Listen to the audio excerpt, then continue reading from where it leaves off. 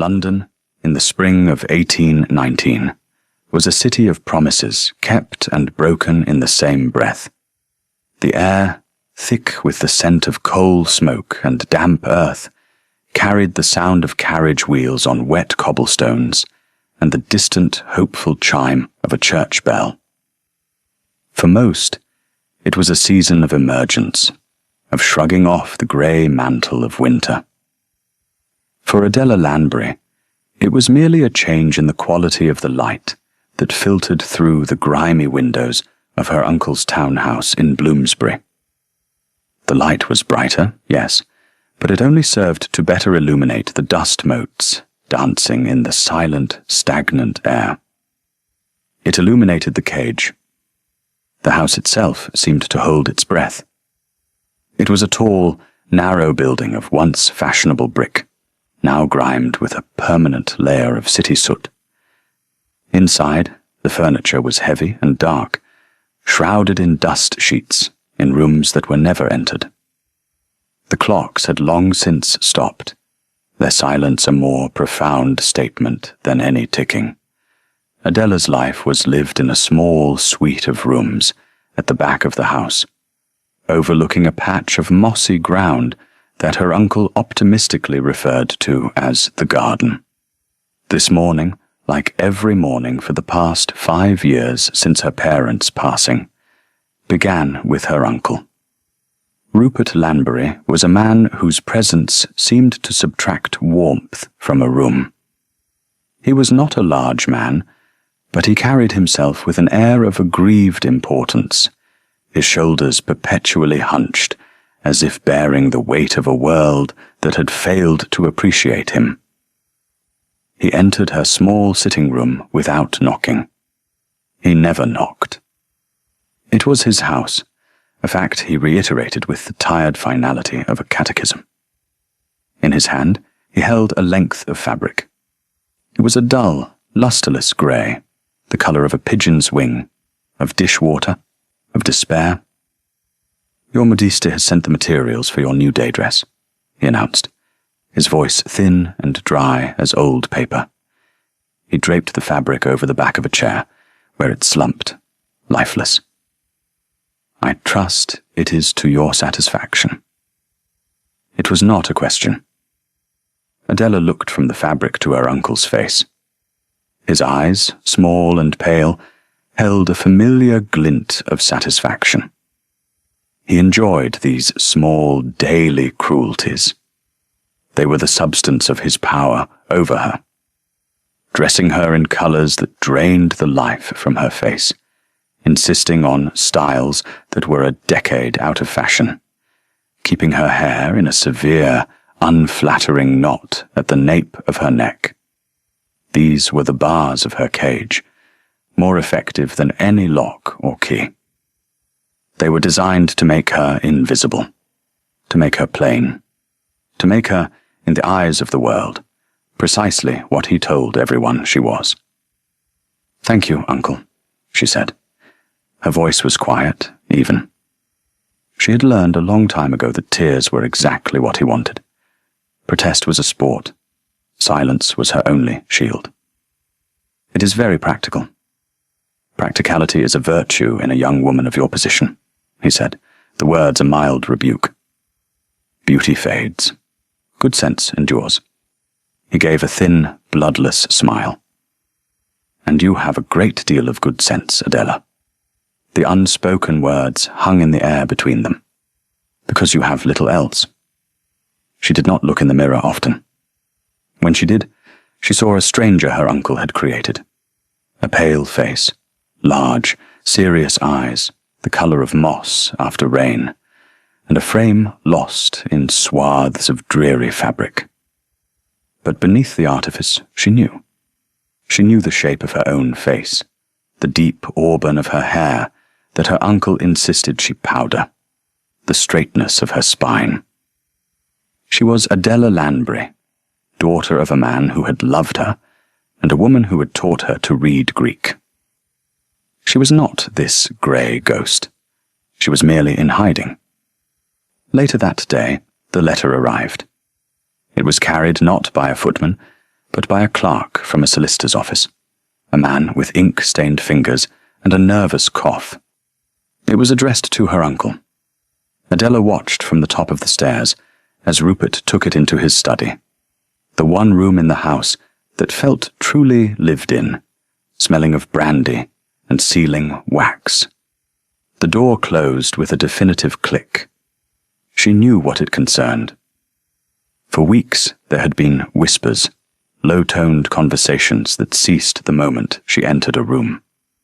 Her uncle was arranging a marriage. For her. This, she knew, was the end game. Her 24th birthday was approaching, and with it, the terms of her father's will became a pressing concern for her guardian. The vast Lanbury fortune, her fortune, was held in trust. A trust that would dissolve and pass entirely into her own hands upon her marriage. Her uncle's plan had always been clear to her. He would isolate her, render her undesirable to any man of standing, and then, in an act of apparent generosity, marry her off to one of his own creatures, an indebted crony who would allow Rupert to continue managing and pilfering from her inheritance. But the name she had overheard was not that of a crony. It was a name that echoed with power and history, a name that felt impossibly grand in the shabby silence of her uncle's house. Chasewood. The Duke of Chasewood. She could not fathom it. A duke. Why would a duke, any duke, be interested in a match with the plain, dowerless niece of Rupert Lanbury? For that was the other part of the lie. Her uncle had let it be known that her father's fortune had been all but lost, that she was little more than a charity case. The study door opened. Rupert emerged, a look of triumphant cunning on his face. It was the look of a chess player who has just cornered a king. "Adela," he said, his voice smoother than usual. "A moment of your time." She followed him into the study. The room was dominated by a large mahogany desk, its surface a chaos of papers and ledgers. He gestured for her to sit in the hard-backed chair opposite him. He remained standing, a proprietor surveying his domain. "I have news," he began, steepling his fingers. "News of a most remarkable nature. I have been in negotiations on your behalf, to secure your future." Adela waited. The silence was a weapon she had learned to wield with precision. "His Grace, the Duke of Chasewood, has made an offer of marriage." He said the words with a flourish, as if presenting her with a crown. She held his gaze. "Why?" The simple question seemed to disarm him. He blinked. "Why?" "My dear girl, one does not question such fortune. The Duke requires a wife, a Duchess. You are of good family, of respectable lineage. It is a most suitable alliance." "He has never met me," she stated. It was not an accusation, merely a fact. "Such matters are often arranged between men of business," Rupert said dismissively. "His Grace is a serious man. He's not interested in the frivolities of a London season. He values discretion, modesty, a quiet nature." Adela translated the words in her head. "He's been told I am plain. He's been told I am meek. He's been told I will make no demands." And he had accepted. A man so weary of the world that he would willingly choose a grey, silent wife to be the mistress of his house and the mother of his heirs. A wife who would not trouble him with opinions or laughter or light. "And the dowry?" she asked, her voice still quiet. A flicker of annoyance in his eyes. "A suitable settlement has been reached. You need not concern yourself with the particulars. Her own money." He was using her own inheritance as a bargaining chip, a dowry to purchase a ducal coronet for a niece he had systematically tried to break. The irony was so bitter, it almost made her want to laugh. But the Duke's involvement changed the equation. Marrying a Duke was not the same as being shackled to her uncle's puppet. A Duke had his own power, his own world. A world far from this dusty house in Bloomsbury. A world in which Rupert Lanbury would have no place. This was not the trap her uncle had intended to spring. This was an escape. A dangerous, unknown, terrifying escape, but an escape nonetheless. Once the papers were signed, once the vows were spoken, she would be free. The trust would dissolve. The money, her money, would be hers. She would be the Duchess of Chasewood. She would have a name, a position, a life of her own. All she had to do was play the part her uncle had written for her, just a little while longer. "I see," she said, her eyes dropping to her hands, clasped in her lap. She made herself look small, overwhelmed. "It is a great honor, Uncle." The relief on his face was palpable. He had expected a fight, perhaps. Tears. He did not understand that she had been fighting him every day for 5 years, in the quiet fortress of her own mind. "It is," he agreed, his magnanimous tone returning. "You will be a duchess, Adela. I have done well for you." "You have done this for yourself," she thought. "But you have made a grave miscalculation. You think you are selling a broken sparrow, but you have just opened the cage for an eagle." She rose from the chair. "If you will excuse me, I should like to be alone, to contemplate my good fortune." He nodded, gratified by her apparent meekness. "Of course, my dear. Of course." She walked from the room, her back straight, her steps measured. She did not run. She did not weep. She went to her room, closed the door, and stood before the window, looking out at the patch of green. For the first time in 5 years, it did not look like a prison yard. It looked like the promise of other gardens, wider lawns, a horizon that was not bounded by a soot-stained brick wall. The Duke of Chasewood thought he was marrying a shadow. He was about to be very, very surprised.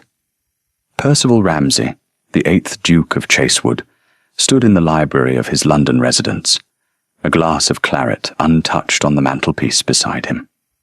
The room was a sanctuary of order and silence. Books, bound in dark leather and stamped with gold, rose from floor to ceiling. The fire burned low in the grate, a quiet, steady heart in the center of the house. This was the world he understood, a world of logic, of history, of things that could be known and categorized. The world outside this room was a different matter entirely. It was a chaotic, noisy, illogical place, populated by matchmaking mamas and simpering debutantes, a world where a man's worth was measured by the cut of his coat and the size of his title. Percival was 32 years old, and he was profoundly weary of it. His man of business, Mr. Albright, a dry, precise man who had served his father before him, had just left. He had brought the signed marriage articles. It was done. In a fortnight, he would be married to a Miss Adela Lanbury. He picked up the miniature portrait that Albright had procured, at his insistence, from the bride's uncle. It was a poor thing, the work of an unskilled hand. The artist had captured a pale, solemn face, dominated by large, shadowed eyes. The hair was scraped back, the dress a shapeless blot of grey. The expression was one of blank resignation. There was no life in it, no spark. He had been told she was plain. The portrait certainly confirmed it. More than plain. Unmemorable. "She is not a diamond of the first water, Your Grace," Albright had said, with his usual tact. Her uncle describes her as modest, retiring, a young woman of simple tastes and a quiet disposition. She is healthy? Percival had asked. It was the only question that truly mattered. Robust, I am assured. And the family is sound? The Lanburys are old gentry. The money comes from commerce, 2 generations back, but the name is respectable. That was enough. Percival had no desire for a beautiful wife. Beauty, in his experience, was demanding. It required admiration, attention, constant reassurance. It came with a retinue of flatterers and a calendar full of social obligations. He had seen it with his own father's second wife, a celebrated beauty who had filled Chasewood House with noise and people, driving him deeper into the silent refuge of the library. He wanted peace. He wanted a Duchess who would manage his household with quiet efficiency, produce an heir without fuss, and leave him to his books and the considerable business of managing his vast estates. Thorncroft, his primary seat in Kent, was in dire need of attention, its farms neglected, its tenants' cottages falling into disrepair after years of his father's profligate spending. That was where his duty lay. That was where he wanted to be. The rumours had already begun to circulate through the clubs and drawing rooms, that the cold, reclusive Duke of Chasewood was finally marrying, and marrying a nobody. An ugly nobody, some whispered. A blue-stocking. A spinster. Let them talk. Their opinions were less than meaningless to him. He was making a practical decision. A transaction. He would provide the name, the security, the position. She would provide a Duchess, an heir, and, most importantly, an end to the ceaseless, exhausting business of the marriage market. Her uncle had assured Albright that Miss Lanbury was as eager for a quiet life as he was. It seemed a perfectly balanced equation. He set the miniature down, his decision made. He did not need to see her before the wedding. It would only create an awkwardness, a false intimacy he had no wish to perform. They would meet at the altar, speak the vows that would bind their lives together, and then begin the business of being married. It was a contract. Emotion had no place in it. He looked around the library, at the silent, steadfast companionship of his books. He was not a cold man, not truly, but the warmth he possessed was buried deep, shielded by years of disappointment, and a profound sense of duty that often felt more like a burden. His younger brother, Edward, had been the charming one, the one who moved through the world with an easy grace. But Edward was gone, lost to a fever in Portugal 2 years ago, and the weight of the dukedom had settled fully on Percival's shoulders. He had a duty to marry, to secure the line. He would do his duty. He would marry the plain Miss Lanbury, and in return, he would have his peace. It was a fair price. He was certain of it. The 2 weeks passed in a flurry of legal arrangements and quiet preparations. Adela saw her uncle only fleetingly. He was busy, he said, settling her affairs.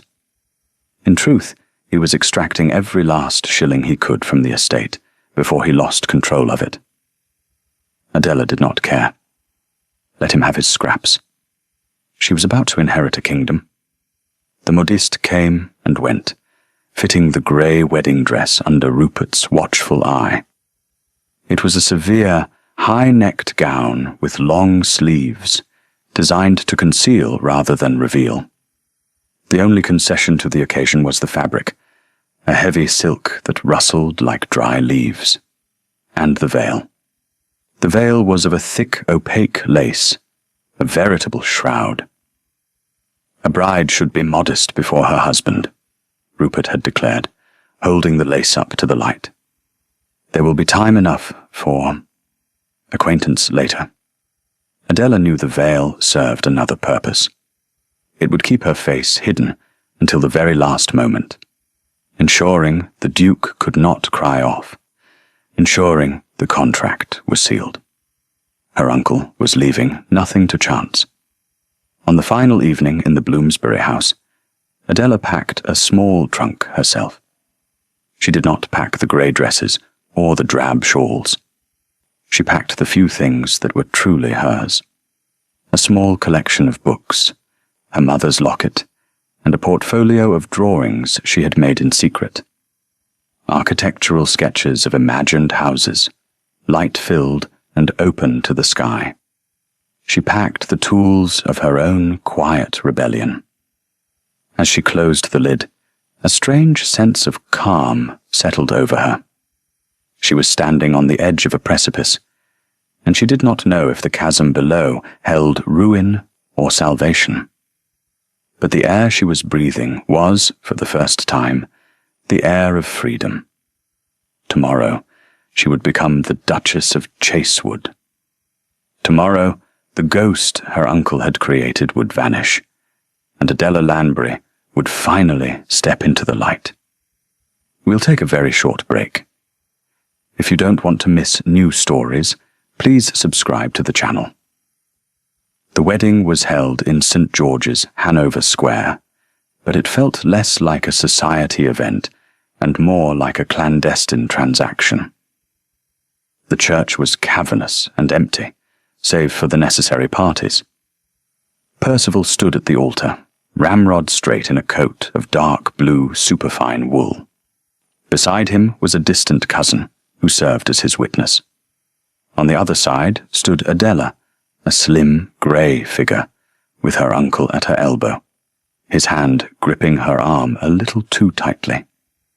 The Duke's formidable grandmother, the Dowager Duchess of Chasewood, sat alone in the front pew, her expression unreadable.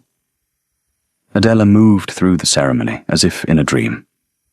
The bishop's voice droned on, the words of the service ancient and impersonal. She made her responses in a clear, low voice, the sound shockingly loud in the echoing silence. Through the thick mesh of her veil, the world was a blur of stone and shadow. She could see the Duke only as a tall, imposing silhouette. He was a stranger. Her husband. When the time came for the exchange of rings, his hand was cool and firm as he slid the heavy gold band onto her finger. Her own hand trembled slightly as she placed a ring on his. The touch was brief, impersonal, the only physical contact they had shared. "I now pronounce you man and wife," the bishop declared. He cleared his throat. "Your Grace, you may greet your bride." This was the moment. The unveiling. Percival turned to her. He moved with a deliberate, almost reluctant grace. He was, she had been told, performing a duty. He reached for her veil. The silence in the church was absolute. 1 second. 2 seconds. Rupert held his breath. The lace lifted. For a moment, Percival did not react. He simply stood, his hands holding the edges of the veil, his gaze locked on her face. Adela met his eyes directly. She did not smile. She did not blush or look away. She simply held his gaze, allowing him to see her, to truly see her for the first time. The face before him was not the one from the miniature, not even close. The artist had not been merely unskilled. He had been a liar, or he had been instructed to lie. The woman he had just married was no plain, unmemorable girl. Her face was a perfect oval, her skin pale and luminous in the watery light filtering through the stained glass. Her brows were delicately arched over large, intelligent eyes, not the shadowed voids of the portrait, but a clear, deep green, like moss in a forest glade. Her mouth, which the painter had rendered as a thin, grim line, was full and beautifully shaped. And her hair, freed from its severe bun and arranged for the wedding, was not a dull brown, but a rich, vibrant auburn, catching the light like threads of polished copper. She was not just not ugly. She was, by any standard, a breathtakingly beautiful woman. A wave of shock, cold and sharp, washed over him. He felt the blood drain from his face. He had been a fool. A colossal, unsuspecting fool. This was a trick.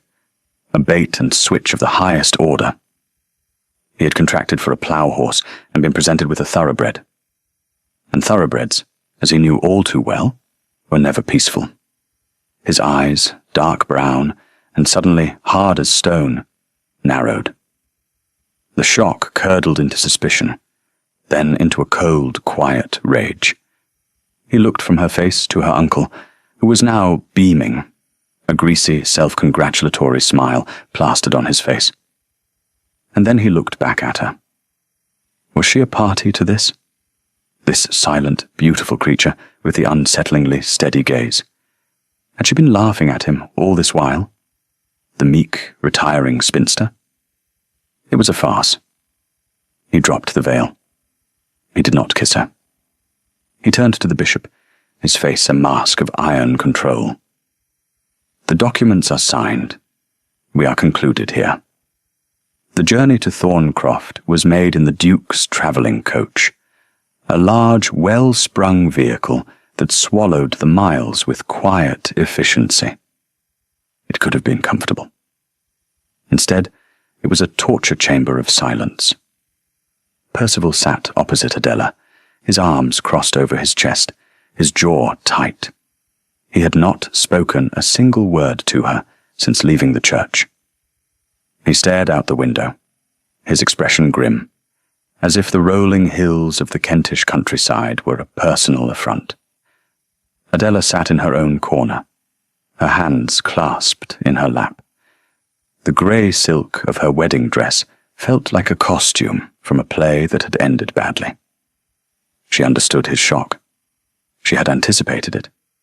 But she had not been prepared for the sheer, freezing force of his anger. He felt betrayed. He thought she had deceived him. She could explain. She could tell him about her uncle, about the years of quiet subjugation, about the drab dresses and the lies. But how could she? To defend herself would be to accuse her own guardian on her wedding day. It would sound like a desperate, self-serving fabrication. And she would not beg. She had not escaped one cage only to plead for kindness in another. So she remained silent. She watched the landscape slide by. Green fields, tidy hedgerows, the first blossoms of spring on the apple trees. It was beautiful, a world of colour and life. And yet, inside the carriage, the air was thick with a winter that refused to end. They arrived at Thorncroft as dusk was falling. The house was magnificent. It was not a classical, symmetrical palace, like so many ducal seats. It was an older house, a sprawling Tudor manor of warm, honey-coloured stone and dark timber, with mullioned windows that glittered like 1,000 eyes in the fading light. It looked less like it had been built, and more like it had grown from the very land it stood upon. It felt alive. The household staff was assembled in the great hall to greet their new Duchess. An elderly, severe-looking housekeeper, Mrs. Graves, stood at their head, her hands clasped at her waist. They stared, their faces a mixture of curiosity and apprehension. They too had heard the rumours. They were expecting the plain, mousy bride. Adela stepped out of the carriage, her back straight. She had removed the oppressive veil.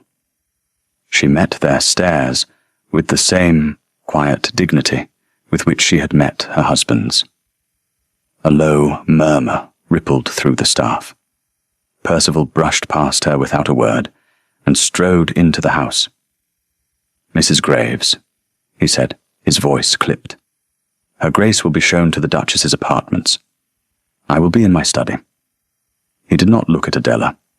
He did not introduce her. He simply abandoned her on the threshold of her new home, in front of her new staff. The insult was public, deliberate, and deeply wounding. Adela felt a flush of heat rise in her cheeks, but she held her head high. She turned to the housekeeper. Mrs. Graves's eyes, sharp and intelligent, assessed her in a single sweeping glance. "Your Grace," the housekeeper said, her voice surprisingly gentle as she dropped a small curtsy. "Welcome to Thorncroft. If you will follow me." The Duchess's apartments were beautiful, a suite of rooms in the east wing, with a large canopied bed, a sitting room with a fireplace, and windows that looked out over a vast, formal garden, its intricate patterns just visible in the twilight. It was a princess's bower, and a prison. Her trunks had been brought up. A young maid, with wide, curious eyes, was waiting to help her unpack. "What is your name?" Adela asked, her voice steady. "Agnes, Your Grace," the girl whispered, bobbing a curtsy. "Thank you, Agnes. You may help me out of this dress. Then I should like a bath, and a simple supper here, in my rooms." She would not be going down to dinner. She would not sit in silence at the other end of a long, polished table, from a man who despised her.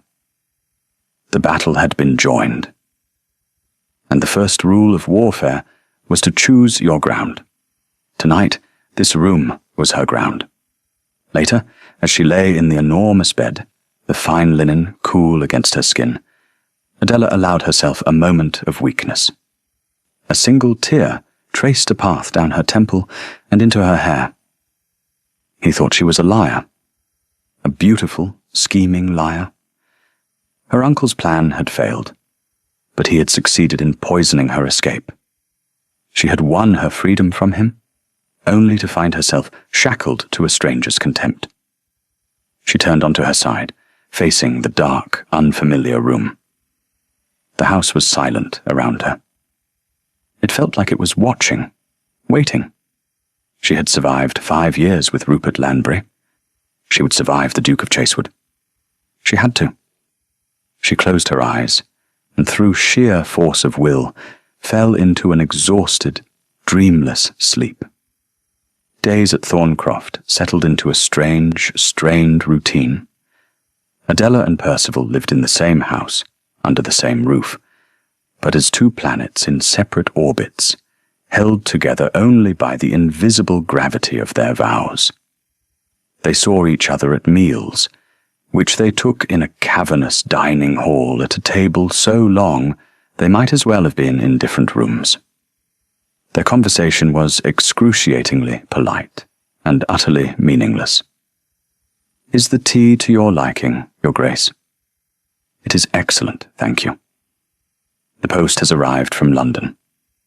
"Indeed." The Duke spent his days either locked in his study with his estate manager, or riding out across his lands, his face set in a grim mask.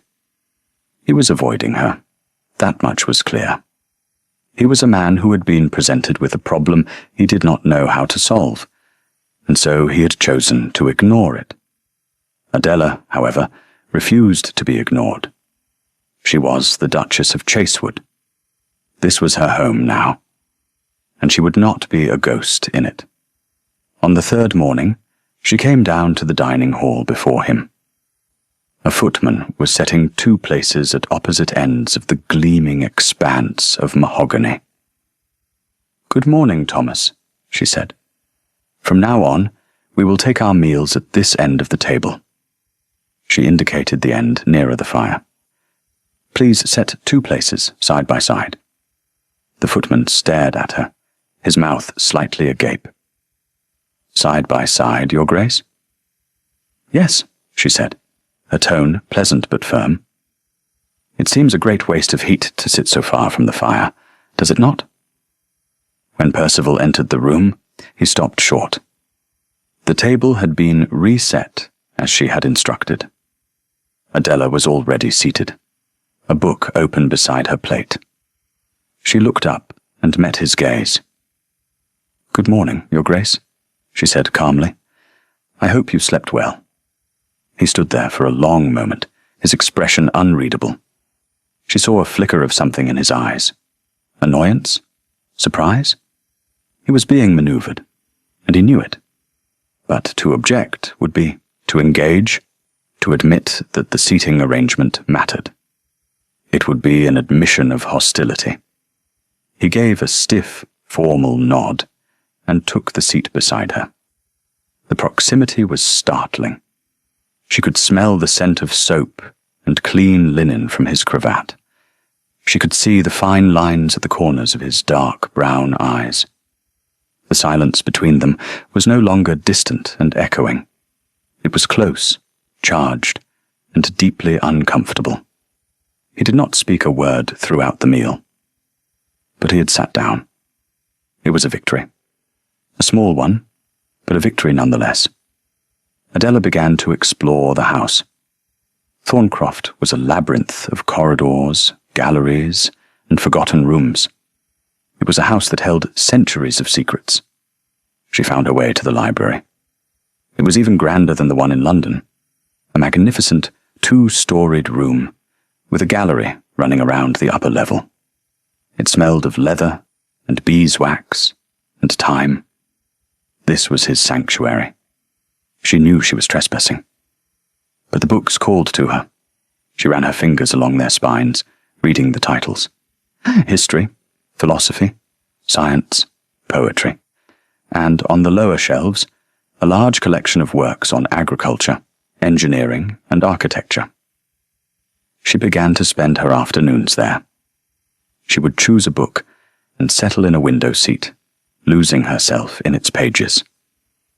She was careful not to disturb the Duke's papers, which were laid out in neat stacks on a massive table.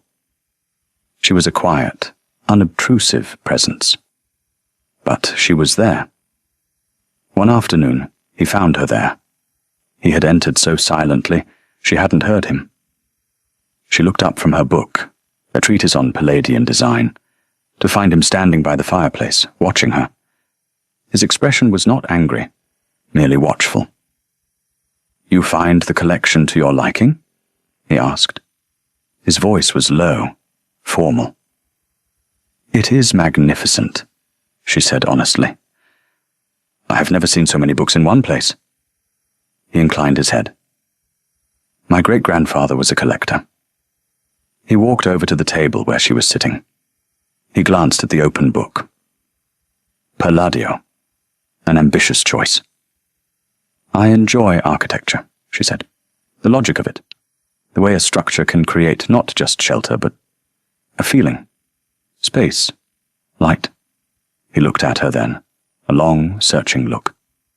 "My father had little interest in such things. He preferred to spend his money on racehorses." There was a bitter edge to his voice. "Thorncroft is a beautiful house," she said softly. "It has wonderful bones." Something moved at the corner of his mouth. Not quite a smile. The almost. "The bones are sound. It's the skin that's the problem. The roof leaks in 3 wings. There is dry rot in the west gallery, and the tenants' farms are paying half what they should." He was talking to her. Not as a duchess, not as a suspicious stranger, but as a person. He was sharing the weight of his burden with her. "It is a great undertaking," she said, her voice full of a sympathy she knew he would not welcome, but could not deny. "It is my duty," he said, his mask of cool detachment slipping back into place. He turned and walked towards the large desk that was his command post. The conversation was over. But it had happened. A crack had appeared in the wall of ice between them. A few days later, Adela was walking in the gardens, or what was left of them. The formal parterres were overgrown with weeds, the fountains dry and cracked. It was a place of faded grandeur, of sad, beautiful decay.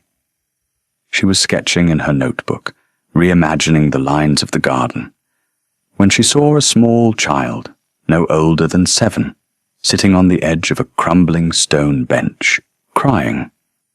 He was a grubby little boy in patched breeches, clearly the son of a tenant or a servant. He was clutching his knee, where a long, bloody scrape was welling up. Adela closed her sketchbook and went to him. "Hello," she said gently. "That looks like a nasty fall." The boy looked up, his eyes wide with fear. He had been told, no doubt, to stay away from the great house, and especially from its new, mysterious mistress. He scrambled to his feet, ready to bolt. "It's all right," she said, her voice calm and soothing. "You needn't run. Let me see." She knelt on the gravel path, ignoring the fine wool of her walking dress. She took out a clean handkerchief from her pocket. "This might sting a little," she warned, before gently dabbing the dirt from the wound. The boy flinched but stood still, watching her with a kind of awe. "There," she said, when she was done. "That's better. Now, what is your name?" "Tom, ma'am," he mumbled. "My da's the head gardener." "Well, Tom, I think you have been very brave." She smiled, a real warm smile. "Now, you had best run along. But try to stay away from that broken step, shall you?" He nodded, gave her one last wide-eyed look, and then scampered away, his tears forgotten. Adela rose and brushed the dust from her skirts. When she turned, she saw the Duke. He was standing by the entrance to the rose garden, perhaps 50 feet away. He must have seen the whole exchange. He did not move, did not speak. He simply watched her, his face a study in stillness. Then, without a nod or a sign of acknowledgement, he turned and walked back toward the house. That evening at dinner, the silence felt different. It was less hostile, more contemplative. As they were finishing their soup, he spoke. "The boy, Tom. His mother has been ill." Adela looked up, surprised. "I am sorry to hear it. Mrs. Graves takes a broth to their cottage each day. But the girl, Agnes, tells me you sent down a pot of honey from the kitchens this afternoon."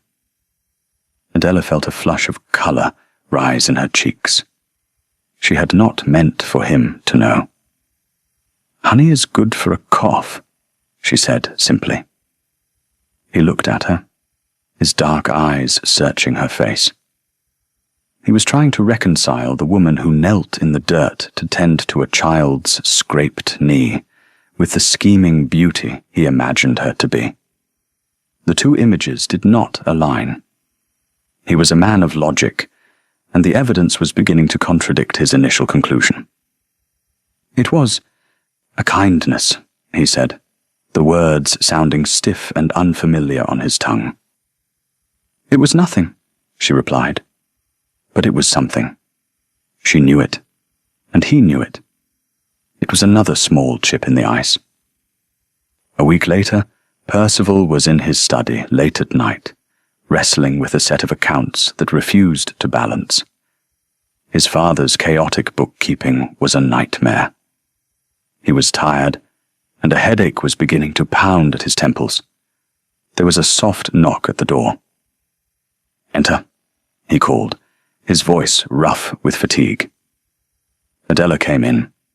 She was wearing a simple dressing gown of deep blue velvet, her auburn hair in a long braid over her shoulder. In her hands, she carried a silver tray with a single cup on it. "I saw the light under your door," she said, her voice low so as not to wake the sleeping house. "I thought you might be working still. I asked Mrs. Graves for some chamomile tea." She set the tray down on the edge of his desk, next to a mountain of paperwork. The scent of the steam, fragrant and calming, rose into the air. He stared at her. His first instinct was suspicion. What did she want? What was this new tactic? But then he looked at her face. There was no artifice there. Her expression was one of genuine concern. She looked as tired as he felt. "Thank you," he said. The words came out more softly than he intended. "You work too hard," she said. It was not a criticism, just an observation. She gestured to the chaotic piles of ledgers. "Is this my father-in-law's legacy?" He gave a short, humorless laugh. "Among other things. He had a talent for spending money, and a genius for not recording where it went." She came to stand beside his chair, looking down at the papers. "May I?" He hesitated for a fraction of a second, then nodded. She picked up a ledger, her fingers surprisingly deft as she flipped through the pages. "My father was a merchant before he inherited my grandfather's estate," she said, almost to herself. "He taught me double-entry bookkeeping. He said it was more useful for a woman than embroidery." She pointed to a column of figures. "This is your error. You have carried this sum as a debit when it was a credit from the sale of timber." He leaned closer, following her finger. She was right. The numbers, which had been a meaningless jumble to his tired brain, suddenly clicked into place. He'd been staring at it for an hour and had not seen it. "How did you—" "I told you," she said, a faint smile touching her lips. "I enjoy logic." He looked up at her. They were standing very close. He could see the faint dusting of freckles across the bridge of her nose. He could smell the clean, fresh scent of her hair. His headache was gone. In its place was a strange, unfamiliar warmth spreading through his chest. This woman was his wife. She was not a schemer. She was not a frivolous beauty. She was intelligent. She was kind. She was capable. And he had treated her with nothing but cold, suspicious contempt since the moment he had laid eyes on her. A wave of shame, profound and sharp, washed over him. "Adela," he said. It was the first time he had used her given name. She met his gaze. The air in the room grew thick, charged with all the things that had not been said between them for weeks. He began, but he did not know how to finish. How to apologize for his boorishness, for his cruelty, for being so profoundly, utterly wrong about her. The library clock, which the staff had wound at her request, began to chime midnight. 12 slow, resonant chimes that measured the passing of one day into the next, measured the passing of one era of their marriage into another. When the last chime faded, she simply said, "You should get some rest, Your Grace." She turned and left the room as quietly as she had entered, leaving him alone with the cooling cup of tea and the sudden, startling realization that his carefully constructed, peaceful, and emotionless life was about to become very complicated indeed.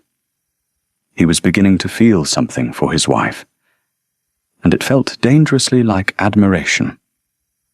The thaw, once begun, accelerated. Percival found himself seeking her out, inventing reasons to be in her company. He would ask her opinion on plans for a new drainage system for the low-lying fields, and she would offer surprisingly practical insights. He would read poetry aloud in the library in the evenings, and she would listen, her hands busy with a sketch pad, a quiet, appreciative audience of one. He learned the landscape of her face, the way her brow furrowed in concentration when she was reading, the small smile that played on her lips when she was amused, the deep, clear stillness of her eyes when she was thoughtful. He learned that her quietness was not meekness, but strength. It was the self-possession of someone who knew her own mind and had no need to shout to be heard.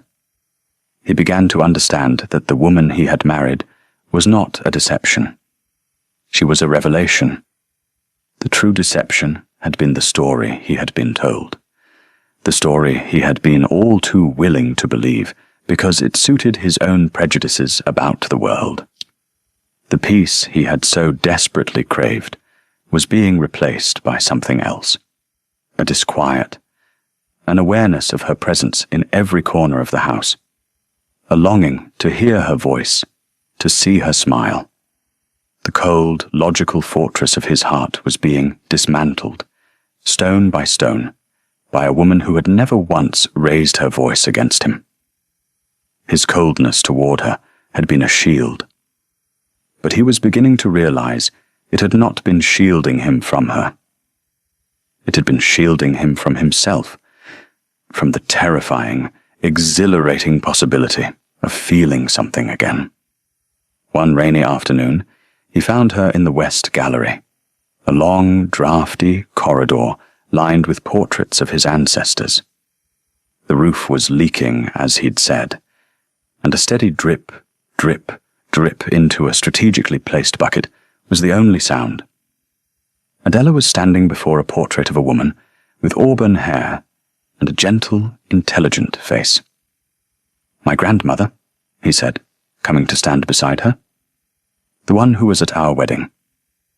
"She is beautiful," Adela said. "She is formidable," he corrected, though without heat. "She lives at her own estate in Surrey. She writes to me every week, asking why we have not yet come to London." "And what do you tell her?" "I tell her we are settling in." Adela turned from the portrait to look at him. "Are we, Percival?" She had used his name. "Not Your Grace. Percival." The sound of it on her lips was both startling and deeply, profoundly right. It was an offering of intimacy, a question that demanded an honest answer.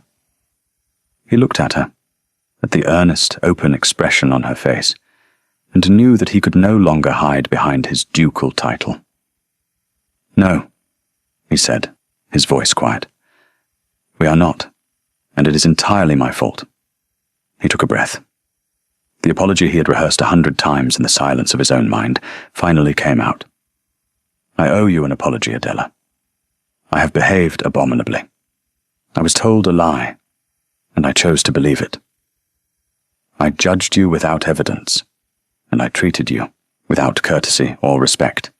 There is no excuse for it. I am deeply sorry." She searched his face, her green eyes full of a wisdom that seemed far beyond her years. She did not offer easy forgiveness. She simply nodded, a small, accepting gesture. "You believed what you were told," she said. "It is an easy trap to fall into." "But I saw the truth on our wedding day," he insisted, his voice raw with self-reproach. "And I chose to believe you were the liar, not your uncle. I was angry that my simple, uncomplicated transaction had suddenly become complicated." "And is it still so complicated?" she asked softly. He looked at her, truly looked at her, and the last of his defenses crumbled. "Yes," he said, a ghost of a smile touching his lips. "It is more complicated than I could ever have imagined, and I find I do not mind it in the least." In that damp, echoing gallery, with the rain drumming on the roof, and his ancestors watching from their gilded frames, the Duke of Chasewood finally, truly, met his wife. And he knew, with a certainty that shook him to his core, that he was falling in love with her. The moment of peace was shattered a week later by the unexpected arrival of a carriage. Percival, seeing it from his study window, felt a cold knot of dread form in his stomach. He recognized the crest on the door. It was Rupert Lanbury. He had come uninvited. Adela was in the garden, directing the gardeners who were clearing the overgrown parterres, when her uncle found her. He descended upon her like a bird of prey, his face pinched with fury. "What is the meaning of this?" he hissed, his voice low and venomous. He gestured around at the activity. "Playing the grand lady. I have not received a single word from you since you left my house, and my letters to the Duke go unanswered." Adela met his fury with a calm she did not feel. "I have been occupied, uncle, setting my new house in order." "Your house?" he sneered. "This is his house. You are here on his sufferance, a fact you seem to have forgotten. You were supposed to be a quiet, grateful, manageable wife. Instead, I hear rumors that you have taken over, that you have him wrapped around your little finger." "The Duke and I have an understanding," she said, her voice cool. "I am sure you do," Rupert said, his eyes glittering with malice. "You played your part well, I'll grant you, the blushing, hidden bride. But the game is over. You have what you wanted. Now, about the matter of my expenses. I incurred significant costs in arranging this match, in maintaining you for all those years. A debt of gratitude is owed, and it must be paid." He was trying to blackmail her, to reassert his control through threats and intimidation. The old fear, the familiar feeling of being trapped, washed over her. But it was different now. She was not the girl in the Bloomsbury townhouse anymore. "I owe you nothing, uncle," she said, her voice shaking slightly but firm. "The trust is dissolved. My fortune is my own. You will not see another penny of it." His face contorted with rage. "You ungrateful wretch! After everything I did for you, I made you a duchess. You would be nothing without me, a penniless spinster. Do not forget that I know things about you, about your mother, things the good Duke might not find so respectable." It was an empty threat, but it was delivered with the intent to wound. Adela flinched. "That is quite enough, Lanbury." The voice was quiet, but it cut through the air like a whip. Percival was standing not 10 feet away, by the yew hedge. He had heard everything. His face was pale, his dark eyes burning with a cold, controlled fury that was far more terrifying than Rupert's sputtering rage. He walked toward them, his steps measured. He did not look at Adela. His entire focus was on her uncle. "You are not welcome in this house," Percival said, his voice dangerously soft. "You came here to threaten my wife, the Duchess of Chasewood. You will leave. Now." Rupert's blustering faded, replaced by a sullen resentment. He had misjudged the Duke as badly as he had misjudged his niece. He had assumed a man who would agree to marry a plain bride was a weak man. He was learning, too late, that he was very wrong. "I am her guardian," he stammered. "Her family."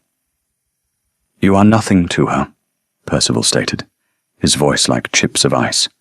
She's my family now. If you ever attempt to contact her or me again, if you breathe a single word against her name in public or in private, I will use the full extent of my influence and my resources to utterly destroy you. I will ruin your credit. I will see you blackballed from every club in London. I will ensure that every door in polite society is slammed in your face. Am I making myself clear?" Rupert paled. He looked from the Duke's implacable face to Adela's. She was no longer afraid. She was watching her husband, her expression a mixture of shock and dawning wonder. She was being defended. She was being protected. Without another word, Rupert turned and scurried away, a small, defeated man retreating from a battle he had already lost. Percival watched him go. Then he turned to Adela. He reached out and took her hand. His was warm and strong. "Are you all right?" he asked, his voice losing its hard edge, softening with concern. She could only nod, her throat tight with emotion. "He will not trouble you again," he promised. He looked down at their joined hands. He was right about one thing, though. She looked up at him, her heart pounding. "What is that?" "You do have me wrapped around your little finger," he said, and this time it was a full, genuine smile. A smile that transformed his serious face, making him look younger, almost boyish. "And I am yours, Adela, completely and irrevocably." She squeezed his hand, her own smile finally breaking through. "And I am yours, Percival." They stood there for a long moment in the resurrected garden, husband and wife, a team. The war was not over, but they would face the next battle together. Their return to London was a strategic campaign planned with military precision. The Dowager Duchess, Augusta, a woman with the sharp mind of a field marshal and the social influence of a queen, was their greatest ally. Having been apprised of the situation by a long, candid letter from her grandson, she was incandescent with rage at Rupert Lanbury and fiercely protective of her new granddaughter-in-law. "The man is a viper," she had written back in her spidery, elegant hand, "and the ton is a pit of them. We must not simply defend, we must attack. We will host a ball, here, at Chasewood House. We will reintroduce the Duchess to a society that thinks it knows her. We will show them how very wrong they are." Rupert, true to his nature, had not gone quietly into the night.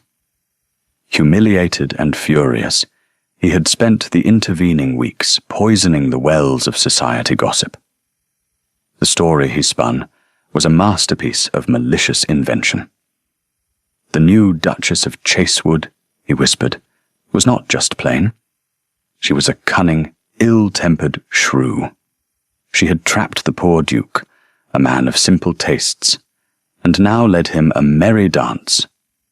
She was a country rustic with no breeding, who had refused to come to London because she lacked the grace for it. He painted her as an embarrassment, a millstone around the noble Duke's neck. And society, hungry for scandal, had eagerly consumed the lies. The drawing rooms of Mayfair buzzed with speculation. Everyone was desperate to see the ugly, shrewish Duchess for themselves. The night of the ball arrived. Chasewood House, which had been dark for seasons, was ablaze with light.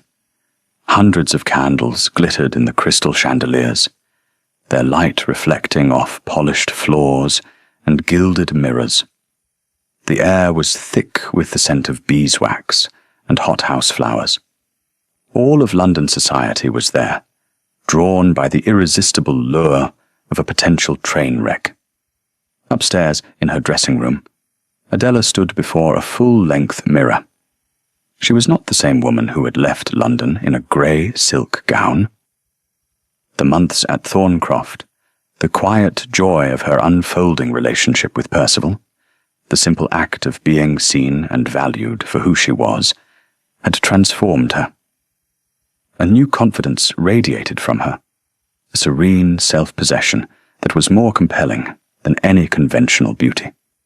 Her gown was a testament to this transformation. At her request, it was not white or pastel, the typical colours for a new bride. It was a deep, luminous emerald green, the colour of the moss in the woods at Thorncroft. The silk shimmered as she moved, cut in a simple, elegant Grecian style that fell from a high waist to the floor. It needed no lace, no frills, no artifice. Her only jewellery was a pair of pearl earrings and her mother's locket tucked discreetly inside her bodice. Her auburn hair was not tortured into elaborate curls, but swept up simply, revealing the graceful line of her neck. She looked beautiful, but more than that, she looked like herself. Percival came to stand behind her. He was magnificent in formal evening attire, his dark auburn hair catching the candlelight. He met her eyes in the mirror, his own filled with a mixture of pride, adoration, and love that still made her heart ache. "Are you ready?" he asked softly. She took a deep breath. I am nervous. So am I, he admitted, surprising her. He took her hands, his grip warm and reassuring. But we will face them together. Just remember, you are not on trial here. They are. You are the Duchess of Chasewood. You are my wife, and you are the most intelligent, courageous, and beautiful woman I have ever known. Let them look. Let them see what I see. He leaned in and kissed her, a slow, tender kiss that was a promise and a prayer. Downstairs, the ballroom was packed. The orchestra was playing a waltz, but few were dancing. The entire assembly was crowded near the grand staircase, their faces turned upward in collective anticipation. Rupert Lanbury stood near the entrance, a smug, vindictive smile on his face, surrounded by a small circle of his cronies. He was poised to enjoy his moment of triumph, the public humiliation of the girl who had dared to defy him. The Dowager Duchess stood at the base of the stairs, her back ramrod straight, a diamond tiara glittering in her white hair. She surveyed the room with an imperious gaze, daring anyone to misbehave. Then the majordomo's voice rang out. His Grace, the Duke of Chasewood, and Her Grace, the Duchess of Chasewood. A hush fell over the room. Every eye was fixed on the top of the staircase. They appeared. Percival, tall and imposing, every inch the powerful Duke. And on his arm, Adela. The silence was no longer merely expectant. It was a silence of collective, profound shock. This was not the woman they had been led to expect. This was not the plain, dowdy, awkward country mouse. The woman descending the stairs was a vision of grace and elegance. Her head was held high, her expression serene. She moved with an unstudied poise that made every other woman in the room suddenly look overdressed and overwrought. The emerald green of her gown was a bold, confident statement in a sea of pale silks. She was, in a word, stunning.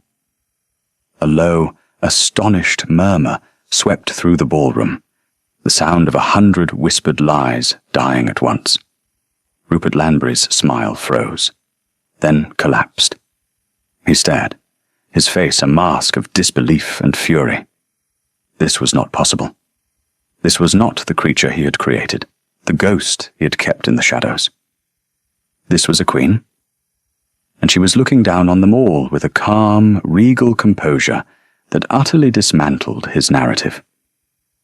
Percival led Adela down the stairs. He did not hurry. He savoured the moment, his eyes never leaving his wife's face, a look of undisguised devotion, plain for all to see. Their united front was a fortress. The rumours of a trapped, unhappy duke evaporated in the face of such obvious, palpable love. They reached the bottom of the stairs, where the Dowager was waiting. Augusta's stern face broke into a rare, brilliant smile. She took Adela's free hand. "My dear," she said, her voice carrying across the silent room. "Welcome home." It was a public anointing, an acceptance, a declaration of allegiance. The ton, ever slavish to the cues of its most powerful matriarchs, understood instantly. The battle was over. The new Duchess had won. The orchestra, taking its cue from the Dowager, struck up a new waltz. Percival led Adela onto the floor. "You have rendered them speechless," he murmured into her ear as he swept her into the dance. "It is you they are looking at," she replied, her hand resting on his shoulder. "They have never seen you smile so much." "I have never had so much reason to smile." They danced, oblivious to the eyes upon them, two people in a world of their own. They moved in perfect harmony, a physical expression of the intellectual and emotional union they had forged in the quiet rooms of Thorncroft. Across the room, Rupert watched them, his face ashen. His defeat was total and absolute. He tried to approach a group of acquaintances, but they turned their backs on him, suddenly fascinated by a floral arrangement. He was a pariah. The poison he had tried to spread had only infected himself. There was a quiet sadness in his ruin. He was a small, grasping man, driven by fear and greed, and in trying to cage another, he had only succeeded in locking himself out of everything he craved. He turned and slipped out of the ballroom, a ghost leaving his own haunting. Later that evening, standing on a balcony overlooking the gardens, Adela breathed in the cool night air. Percival came to stand behind her, wrapping his arms around her waist. "The lion's den was not so frightening after all," she said, leaning back against his chest. "That is because you were the lioness," he said, his lips brushing her hair. She turned in his arms to face him. "Thank you," she whispered, "for believing in me, for fighting for me." "Always," he promised. "I was a fool, Adela. I was looking for a life without feeling, and you taught me that a life without feeling is not a life at all." He traced the line of her jaw with his finger. "You unlocked more than just your inheritance when you married me. You unlocked my heart." She raised her hand to his cheek, her eyes shining with tears of joy.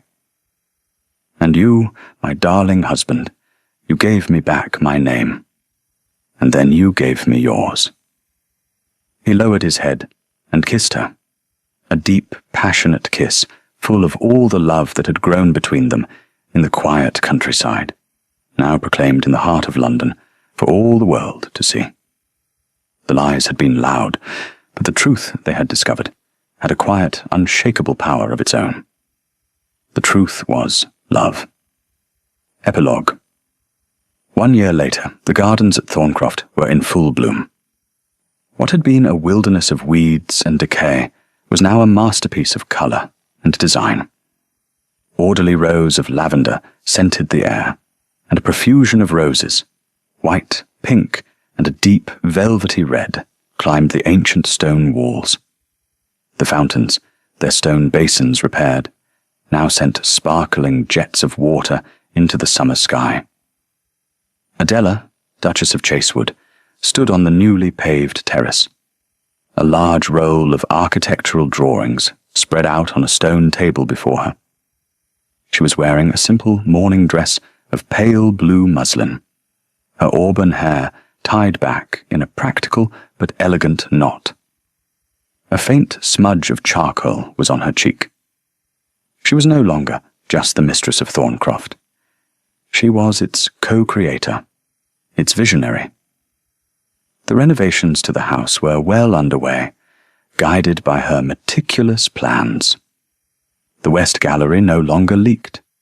Its rotten timbers had been replaced, and its newly plastered walls awaited a fresh collection of art. Light and air now filled rooms that had been dark and musty for decades. The house was breathing again. She heard his footsteps on the gravel path before she saw him. She looked up, her face breaking into a warm, welcoming smile. Percival had changed as much as the house had. The grim, weary man who had married a stranger was gone. In his place was a man at ease with himself and the world, his serious expression more often than not softened by a quiet contentment. The weight of his duty was still there, but it was no longer a burden. It was a shared joy. He came and stood beside her, his arm sliding around her waist. He dropped a kiss on her charcoal-smudged cheek. "Planning your next conquest?" he murmured, looking down at the drawings. They were plans for a new schoolhouse in the village. "A necessary one," she said. "The children deserve better than a drafty room in the back of the church. And you will ensure they have it," he said, his voice full of pride. He looked from the plans to her face. Augusta writes that London is desolate without you. She says you have ruined the season, for no one else is half so interesting. Adela laughed. Your grandmother is a shameless flatterer. Besides, I have no desire to be interesting to the ton. All the interest I require is right here. They stood in comfortable silence for a moment, looking out over the landscape they were healing together. The fields were green and productive, the tenants' cottages repaired and whitewashed, their gardens overflowing with vegetables. Thorncroft was becoming what it was always meant to be, not just a ducal seat, but a thriving, prosperous community. Do you ever miss it? He asked quietly. The life you might have had, if you hadn't been forced into this arrangement? She turned to face him, her expression serious. She took his face in her hands. Forced? My darling, it was the first real choice I ever made. I chose to escape. I chose to take a chance on a cold, distant duke. She smiled. It was the best decision of my life. I would not change a single moment. Not the grey dresses, not the horrible silence in the carriage, not even my uncle's cruelty. Because it all led me here. To you. He pulled her close, his heart full. The quiet, peaceful life he had thought he wanted would have been a pale, lifeless thing compared to this. This vibrant, challenging, joyful life with her. She had not brought him peace. She had brought him passion, laughter, purpose. She had brought him home to himself. I love you, Adela, he whispered against her hair. And I love you, Percival. The truth, once revealed, had not been a momentary flash of light. It was a steady, enduring flame that warmed them both. A beacon in the home they had built not of stone and timber, but of trust, respect, and a love that had quietly, patiently, outlasted all the lies in the world. Thank you for listening to the story all the way to the end. Please tell us which city you're watching from, and what the story made you feel. Don't forget to subscribe so you won't miss new stories.